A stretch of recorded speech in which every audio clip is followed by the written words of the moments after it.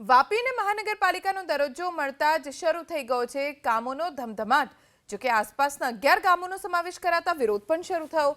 આજે વાપીના નામધા ગામમાં યોજાઈ રેલી, જેમાં વલસાડ જિલ્લા કોંગ્રેસ પ્રમુખ દિનેશ પટેલ, વાંસદાના ધારાસભ્ય અનંત પટેલ સહિત કોંગ્રેસ અગ્રણીઓ જોડાયા। વાપી મહાનગરપાલિકામાં સમાવેશ કરાતા 11 ગામના લોકો નારાજ છે।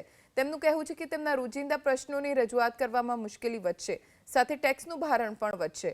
કોંગ્રેસ ધારાસભ્ય અનંત પટેલે એલાન કર્યું કે આગામી 6મી તારીખે 11 ગામના લોકોની આગેવાનીમાં રેલી યોજશે।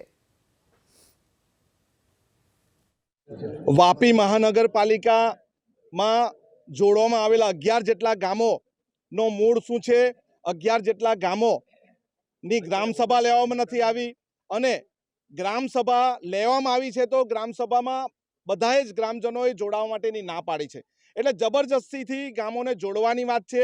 એના વિરોધમાં નામધા ખાતે જાહેર સભા રાખી હતી।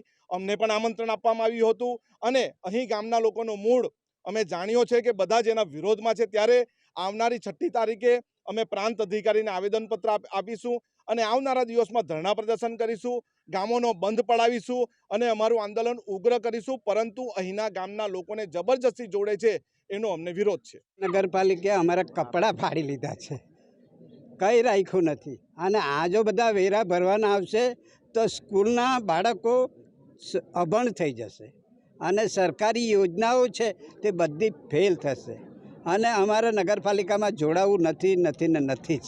એ અમારો પરમેનન્ટ સિદ્ધાંત છે અને એના માટે અમે લડાઈ આપીશું।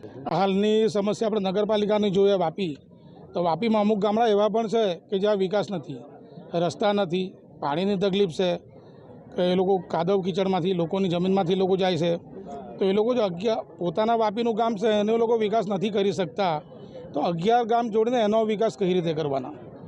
વિકાસ અટકી જશે અમારો। એટલે ગામની લાઇટ બંધ થઈ ગઈ છે, પાણીની સમસ્યા થઈ ગઈ છે, સાફ સફાઈનું કામ બંધ થઈ ગયું છે, ગામમાં સફાઈ નથી થયા, લાઇટો બંધ થઈ ગઈ છે, ઉડી ગઈ લાઇટ તો બંધ થઈ ગઈ છે, કોઈ રિપેરિંગ માટે આવતું નથી।